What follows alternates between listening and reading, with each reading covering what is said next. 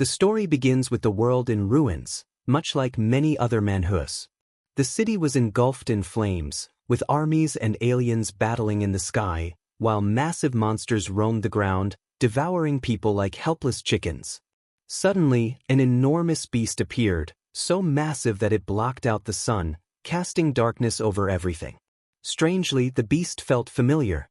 The protagonist walked toward it, and as he gazed into its eyes, he felt an inexplicable connection. It was as if they were the same being. He was the beast, and the beast was him. The massive creature turned its gaze toward the attacking monsters and unleashed a devastating energy beam from its mouth, much like Godzilla. For the terrified humans fleeing from the aliens and monsters, this was a sign of hope. Something so powerful was on their side. The protagonist looked down at the world, realizing that people would soon revere him as if he were a god. Now, he had become humanity's beacon of hope, the one who could control this colossal beast. But everything had begun months earlier. On June 2, 2224, a shocking news report surfaced. A giant snake, over 100 meters long, had attacked Ning City's zoo. Experts couldn't even determine its species. Meanwhile, several citizens captured footage of a gigantic, whale-like creature floating in the sky north of the city, causing widespread panic. At the same time, internationally wanted criminals were running loose in Ning City. The news was playing live on a television screen inside a room where the protagonist lay on a table, covered in blood. Strangely, he could see himself lying there, unconscious. Confused, he turned to a nearby mirror and was utterly shocked. His reflection was no longer human. He had turned into a sea iguana. His name was Chen Chu, a sophomore at the University of Ning. He preferred living off campus as he disliked dorm life. He had a fascination with cold-blooded animals, especially those with vibrant colors. That day, he had visited a pet store that had just received a batch of exotic pets. Among them, a sea iguana caught his attention, an amphibious creature that he was instantly drawn to. Though sea iguanas were usually docile, something went wrong when it was released from its cage. It suddenly broke free and lunged at Chen, sinking its sharp teeth into his hand. Overwhelmed by pain, Chen instinctively grabbed his phone and struck the iguana on the head. The impact loosened the iguana's grip, but as it fell, its tail hit Chen's phone, sending it flying toward his head. In an instant, both of them lost consciousness. In his dreamlike state, Chen found himself inhabiting the body of the sea iguana. When he finally woke up, he saw the sea iguana in front of him, but something had changed. He lifted his hand, and to his amazement, the sea iguana mirrored his movement. He was stunned. He could now control the iguana's body as if it were his own. A smile crept across his face. Was this his so-called golden finger? Was this the moment his hero's journey began? But then a problem arose. Chen had no idea what his iguana companion was capable of. He thought about whether he should go on a live stream to show off how intelligent his lizard was or maybe sell freshly dug up abalone and sea cucumbers. But as he considered all this, he couldn't help feeling disappointed. Maybe he wasn't meant to be the main character after all. When other people received cheats, they either became powerful villains destined by fate or transformed into a tree that eventually grew into the god of the universe. And here he was, stuck with a tiny lizard. As he was lost in thought, both his and the iguana's stomachs growled at the same time. He realized he hadn't eaten all day after passing out. Looking at the iguana, he wondered what sea iguanas actually ate. The little creature was quite curious and climbed onto Chen's hand. Since it was a lizard, Chen figured it should be fine with meat. He pulled a packaged steak from the fridge and, using his impressive cooking skills, prepared a perfectly cooked medium-rare steak. The moment the sea iguana saw the steak, its eyes sparkled with excitement. It eagerly started eating, clearly enjoying the meal. Watching it, Chen smiled and said, "I knew it." It seemed sea iguanas could eat meat just like other lizards. But as soon as the iguana started eating, a system notification suddenly popped up before Chen's eyes. After eating, your clone received 5 evolution points, and your constitution has increased by 0.5. Chen was stunned. Before he could even process what was happening, a full system status window appeared before him. It showed that he was at level 0, with a constitution of 8.5 and a spirit of 12. His talent was mind control, and he possessed the traits of external aura and chi perception, both at the beginner level. His skills included extremities boxing, stepping cloud jump, and springing leg, all at the beginner level with varying experience points. It also listed his first clone, the sea iguana. Its evolution had not yet started, but it had 5 evolution points, with 200 points needed for its first evolution. Chen was overwhelmed. Was this his true cheat ability? As he examined the status window, his eyes landed on his skills, which brought back memories of his past. When he was a child, his father had trained him in martial arts.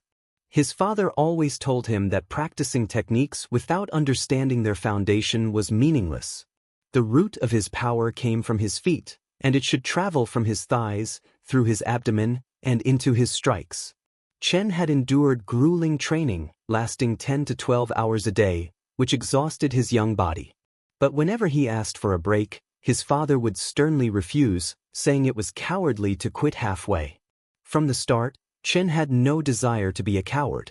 So, he kept pushing himself, running as fast as he could, even when he tripped, fell, or got injured.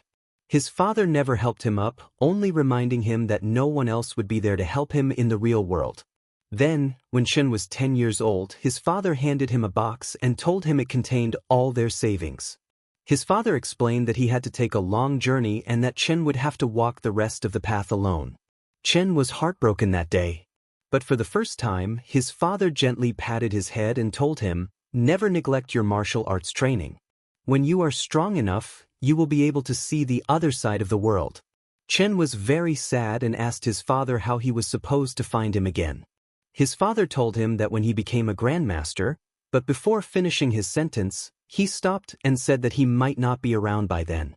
Just like that, he turned and left, closing the main door behind him. Since that day, his father had never returned. A decade had passed before Chen even realized it. Looking at an old picture of his parents, he felt an overwhelming sadness.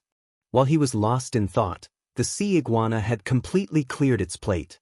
Chen was amazed at how fast the little creature ate. But then, something strange happened. The iguana's body started glowing red. Chen leaned in closer, confused. Had it just grown longer? He quickly checked the status window and saw that the sea iguana's evolution points had increased to 15. It had gained 10 points from just one meal. While trying to understand how his system worked, something caught his eye. He saw his reflection in the mirror and was completely stunned. His body looked different, stronger, leaner. He immediately checked himself, and to his shock, he had developed an 8-pack. His physique had completely transformed. He realized that the points his iguana earned were also affecting him. Looking at the iguana, Chen wondered, if it could evolve with more points, could it one day grow into the behemoth from his dreams? Excitement surged through him. With this system, he had a real chance of becoming a martial arts grandmaster. The next day, he went to the marketplace and bought 10 pounds of prime beef and 20 pounds of lean pork, all boneless. After paying with his phone, he loaded the meat into the back of his car and drove straight home. Without wasting time, he used his masterful cooking skills to prepare a feast for the sea iguana. If eating helped it evolve, then he would make sure it ate the best. As soon as he placed the dishes down, the sea iguana's mouth watered. Within seconds, it devoured everything. Curious, Chen used his mind control ability to connect with the iguana and discovered that it preferred the taste of beef over pork. The connection only lasted a few minutes, but it left Chen exhausted. Stretching, he muttered to himself, "I'll add more cumin next time." The iguana, now full, took a nap while wearing a tiny pair of sunglasses. Meanwhile, Chen went to his martial arts training room. He threw a punch at the heavy bag with all his might, and the impact completely deformed it. A system notification popped up, informing him that his extremities boxing skill had gained 5 experience points. He grinned. His constitution had improved, and now his training progress was faster than ever. 2 days passed like this. Chen continued training intensely, destroying 2 punching bags in the process. The current one he was using was already in bad shape. He felt exhausted but exhilarated. The sensation of getting stronger just by working hard was incredible. Before wrapping up his session, he decided to go all out. He launched a powerful kick at the heavy bag, and with a loud snap, the chains holding it broke, sending it flying across the room. After just 3 days of training, his attributes had increased significantly. His extremities boxing skill had advanced to the intermediate level, and both his stepping cloud jump and springing leg techniques had grown stronger. Not only that, but the sea iguana's evolution points had risen to 195. It was now just 5 points away from its first evolution. Looking at his status window, Chen muttered, "From the perspective of traditional martial arts, I should be at the peak of the Ming realm now." He remembered his father explaining that martial arts were divided into 3 realms: Ming, Dark, and Transformation. Reaching the peak of the Ming realm meant he was now a top-tier fighter, capable of taking on 10 opponents at once. The Dark realm makes one a first-rate expert, capable of fighting 100 opponents at once. But those who reach this level are usually hidden within legendary martial families. The Transformation realm, however, is on a completely different level. A true grandmaster of this realm could take on 1,000 foes alone. In modern times, such figures were almost mythical, their existence only recorded in history books. The Transformation realm represented an unbreakable body, something only described in ancient texts. Back when Chen was young, he had been amazed by these stories and eagerly asked his father which realm he had reached. His father admitted that he had once briefly stepped into the Dark realm. But as he said it, his expression darkened, as if recalling something painful. Little Chen, not understanding his father's emotions, was filled with admiration. He excitedly asked if his father was from one of those legendary martial families. His father was taken aback by the question. After a moment of silence, he took a deep breath and simply replied, "I am just from Lung." Back in the present, the afternoon sun cast long shadows as Chen stepped out of his martial arts training room. His eyes fell on the sea iguana, lying lazily on the sofa. He was surprised. It had already grown so much in just 3 days. It only needed 5 more points to evolve. Looking at it, Chen muttered, "One more meal, and you'll be ready to evolve. Let's hope it won't be disappointing." Once again, he prepared a feast of various dishes and placed them before the sea iguana. As soon as it started eating, its evolution points began to rise. The number ticked up: 197, 198, 199. It was almost there. Eager to witness its transformation firsthand, Chen connected his mind to the sea iguana. The moment the evolution points reached 200, a system notification appeared. "Your clone, the sea iguana, has met the evolution requirements. Evolution will now begin." Just as the notification came, an intense, lightning-like pain shot through the sea iguana's left hand. It was unbearable. Since Chen was connected to the creature, he felt the pain as well. Both of them collapsed to the ground, writhing in agony. The sea iguana's body started to change. Spikes erupted along its back, its muscles expanded, and thick, glistening scales covered its skin. The pain was so overwhelming that the creature lost control, thrashing wildly and destroying everything in its path. It ran rampant across the room, knocking over furniture and shattering objects. After several minutes, the transformation process finally slowed. Chen lay on the floor, breathing heavily, his mind still reeling. He hadn't expected evolution to be this painful. Then, a rustling noise caught his attention. Turning his head, he was stunned. The sea iguana was now massive, almost the size of a crocodile. Chen sat up, staring at his companion with awe. Its entire body radiated strength. Curious to test its new abilities, Chen gave a command. The evolved sea iguana turned with lightning speed and swung its tail at the heavy bag. The impact was devastating. The punching bag exploded into shreds. Chen grinned. The evolution had clearly granted the iguana extraordinary power. As the sea iguana's transformation settled, Chen checked his own status window. His eyes widened. His attributes had increased again. His constitution had doubled, his spirit had increased by 2, and his external aura and chi perception had grown stronger. Then he noticed something even more surprising. The sea iguana now required 1,000 evolution points for its next transformation.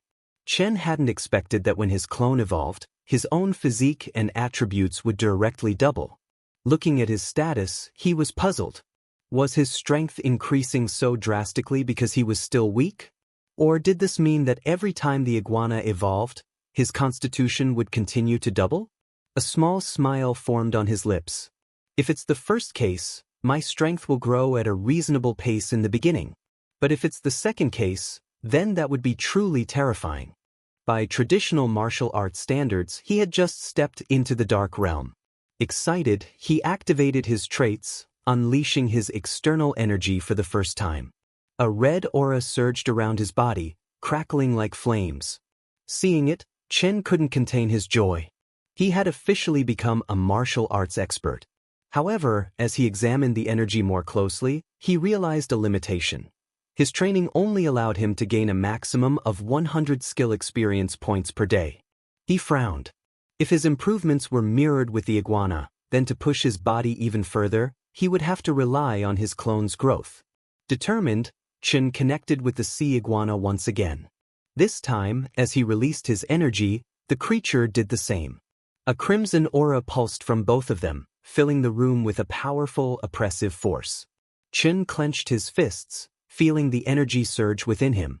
Chen was stunned to find that even the sea iguana could release external energy. Before he could dwell on it, the iguana suddenly became alert, turning its gaze toward the front door. It had sensed someone's presence. A moment later, a loud knocking echoed through the apartment. Chen was surprised. He wasn't expecting any visitors. When he opened the door, he found a muscular man standing there, his expression a mix of anger and frustration. But the moment the man laid eyes on Chen, his expression changed to one of shock and fear. Chen had unknowingly stepped out while still radiating his external energy, making his presence feel monstrous, almost inhuman. The man's hands trembled slightly. What's with this kid? He's giving off a terrifying vibe, like he could crush me in seconds. Forcing a polite smile, the man cleared his throat and spoke cautiously. I just wanted to check if your place is under renovation. It's been kind of noisy upstairs. Chen blinked, feigning confusion. Oh, I see. I'm really sorry about that. No renovations here, just training. I didn't realize it was that loud. The muscular man's face turned pale. Training? His mind reeled at the thought. What kind of training feels like an earthquake? He tried to take a peek inside the apartment and immediately regretted it. The entire place looked like it had been hit by a disaster. Broken furniture, shattered objects, deep claw marks. He felt as if he were looking at the aftermath of a wild beast's rampage. I need to leave. The man gulped and took a step back. No big deal. Just, maybe try something quieter? Chen nodded apologetically. Of course. I'll adjust my training methods. Great. Thanks. The man turned and hurried toward the elevator, not daring to look back. The moment the doors closed, he let out a deep breath, feeling as though he had just escaped a life-threatening situation. Back inside, Chen sighed in relief. As soon as the coast was clear, the sea iguana crept out from its hiding spot. Seeing its massive size, Chen realized a problem. It had grown far too large to stay indoors.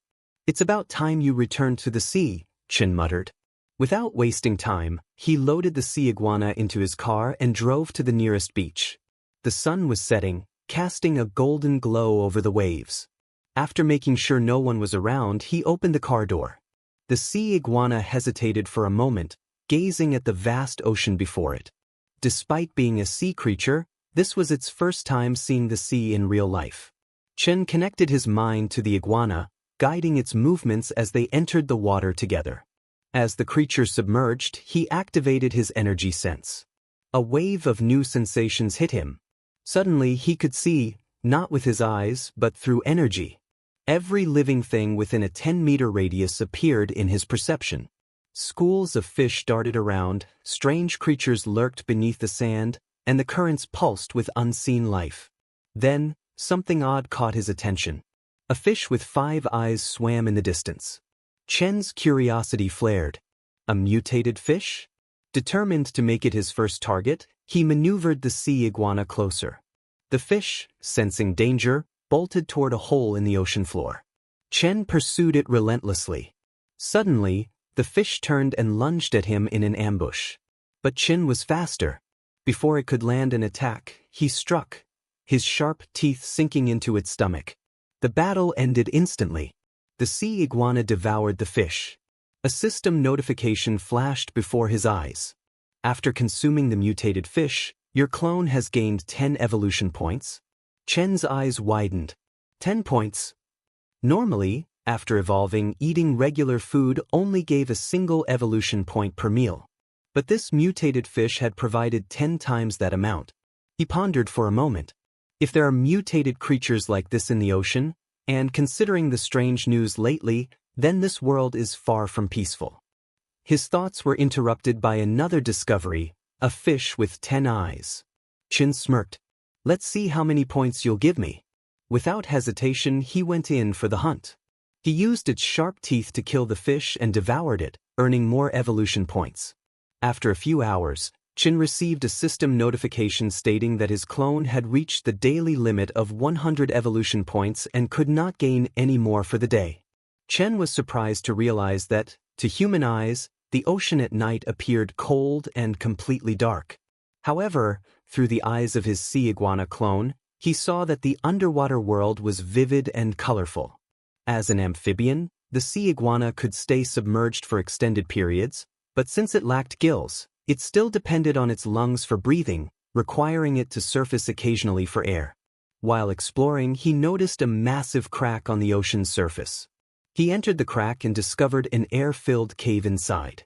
Finding the spot suitable, Chen decided to let the sea iguana clone rest there.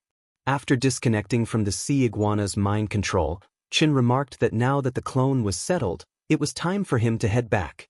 On his way home, he came across a house in the middle of the forest. Chen was startled to see the house and found it hard to believe that someone was actually living in such a remote place. Just as he was about to pass by, he heard someone calling for help. Sensing that something was wrong, his super hearing kicked in at the right moment. However, to avoid alerting the criminals, he continued driving instead of stopping. His decision was correct, as inside the house, two thugs, one bald and one with blue hair, were watching his car carefully. The thugs observed to ensure that Chen's car had left. They had kidnapped a girl, the same one whose cries for help he had heard. While two thugs kept watch outside, another thug with black hair was keeping the girl from screaming. The bald thug angrily kicked the black-haired one, yelling, "How could you be so careless? Didn't I tell you to keep an eye on her? You didn't even notice that the cloth had fallen out of her mouth." The black-haired thug defended himself, explaining that it was too dark outside, making it impossible to notice when they dragged her in. The bald thug accepted that it wasn't entirely his fault. He picked up the cloth and gagged the girl again, warning her to keep quiet and behave, or he would let the others have their way with her that night. The girl was terrified and helpless, unaware that her rescuer had already arrived. Chin approached on foot to avoid drawing attention. He activated his energy sense, allowing him to see inside the house and assess the number of people present. It functioned like X-ray vision. Inside, he saw two thugs drinking while the girl remained tied up with ropes. Another thug stood near the main door, eating and distracted by his phone. Observing the situation, Chin quickly realized that this was a case of either kidnapping or human trafficking. There were 3 thugs in total, 2 of them armed with knives. Chin decided to take them down within a minute. Gathering his energy, he smashed open the house's main door. The thugs were caught off guard and immediately drew their knives. Chin didn't give them a chance to strike. He swiftly delivered a kick to the black-haired thug's stomach, sending him flying into the wall with a heavy impact. "You piece of shit," the thug shouted in pain. The bald thug lunged at Chin from behind, but Chin reacted with lightning speed, turning around and striking him in the chest with his elbow. The impact shattered the thug's ribs, launching him backward. Before he could hit the ground, the third thug, the one with blue hair, caught him. Telling the bald thug to steady his breathing, the blue-haired thug stepped forward, assuming a martial arts stance and announcing his technique, Yu Wang Fist. His name was Ning Fu, and he asked Chin to reveal his move. Chin took the stance of the martial arts technique his father had taught him, announcing it as Luoan 8 Extremities Boxing. Their fight began as Ning Fu executed the first move of Yu Wang Fist, To Lu Fist, striking at Chin. However, Chen effortlessly blocked the attack and pulled Ning Fu closer. Just as Ning Fu entered his range, Chen attempted to kick him in the face, but Ning Fu quickly countered by blocking the attack with his leg. Ning Fu then executed the second move of his Yu Wang fist, two horses joined Tang, and delivered a powerful punch straight to Chen's face. The strike landed perfectly, making Chen realize that Ning Fu was an expert. As he was about to fall, Chen managed to regain his balance and stop himself. Now that Ning Fu was within his range, he was surprised to see Chen still standing. Before he could react, Chen turned with lightning speed and used the Iron Mountain Slam technique from 8 extremities boxing, ramming into Ning Fu with his shoulder. The impact was so strong that Ning Fu was sent flying and crashed onto the ground. Despite the heavy blow, Ning Fu smiled, finding the fight increasingly interesting. He stood up and admitted that he hadn't expected such a challenge. After coming down from the mountain, he had finally met a true disciple of Luotuan 8 extremities. He acknowledged the Iron Mountain Slam as an ultimate move worthy of its reputation. However, Chen shook his head and told him it was a shame. Confused, Ning Fu asked what he meant. Chen walked toward him and said he hadn't expected to see a thug who was halfway decent with Yu Wang fist. What a shame that a disciple of Yu Wang fist has strayed onto a crooked path, he remarked.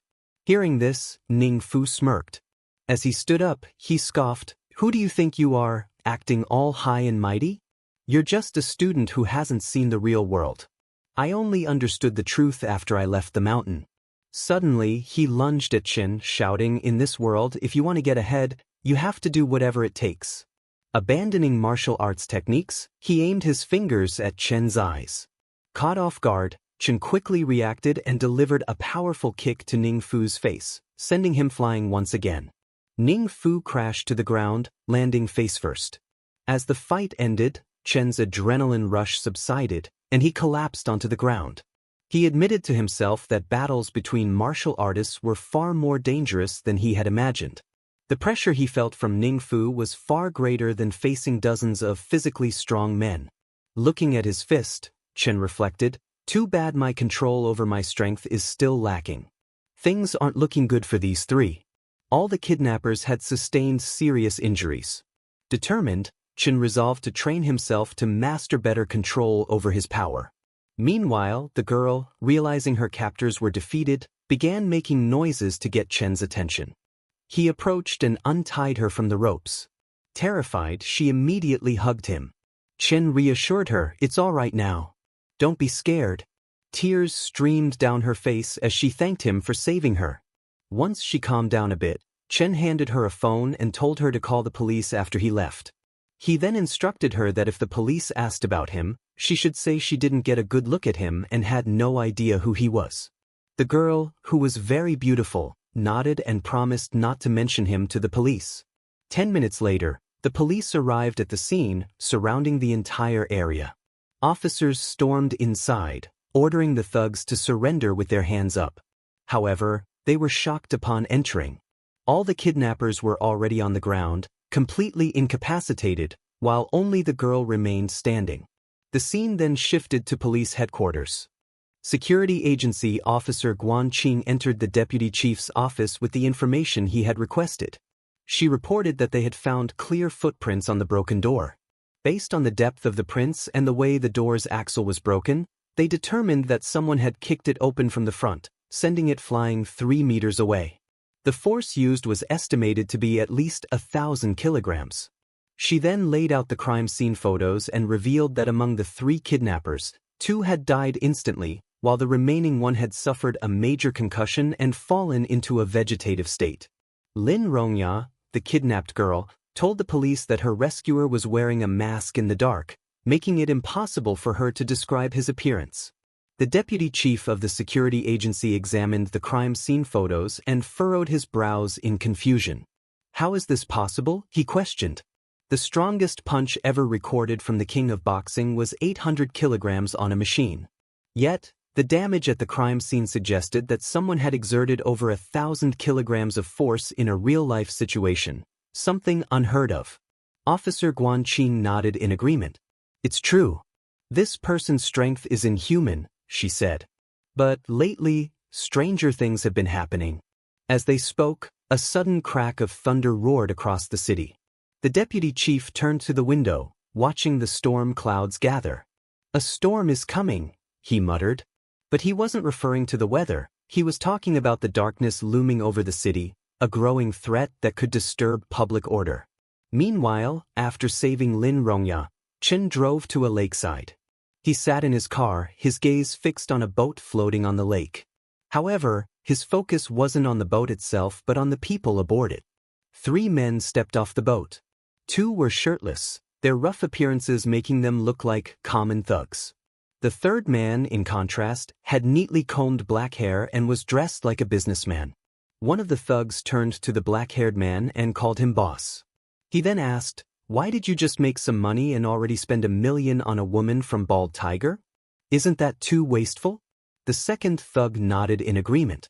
"Yeah, boss, we spent so much time digging up that sunken ship, and we only made a little more than $2 million. Why blow half of it on a woman?" Hearing their complaints, the black-haired boss scoffed. "You two are short-sighted," he said. "Do you even know who that woman is? If we have her, money will never be an issue." His words immediately changed the thugs' attitudes, and their faces lit up with excitement. The black-haired boss then turned to one of them and asked, "Did you take care of the company business?" "Don't worry, boss," the thug replied. "I already arranged a shipping company. We rented a high-end office building just like you requested." Another thug chimed in. "And I got the headhunting company to find the prettiest girls for the secretary and front desk positions. You won't be disappointed, boss." Hearing this, the black-haired boss smirked. "Good," he said. "With my newly awakened underwater breathing ability, we can locate and retrieve sunken treasures. Once we find the right ships, we'll have as much money as we want." He laughed confidently, then turned to his men. "Follow me closely, and I promise you'll never go hungry." Just as they were basking in their plans, a sudden rustling came from the trees behind them. A shadowy figure landed on a branch, making a faint but distinct sound. All 3 men instantly tensed up. The black-haired boss whipped around, his expression sharp. "Who's there?" he demanded.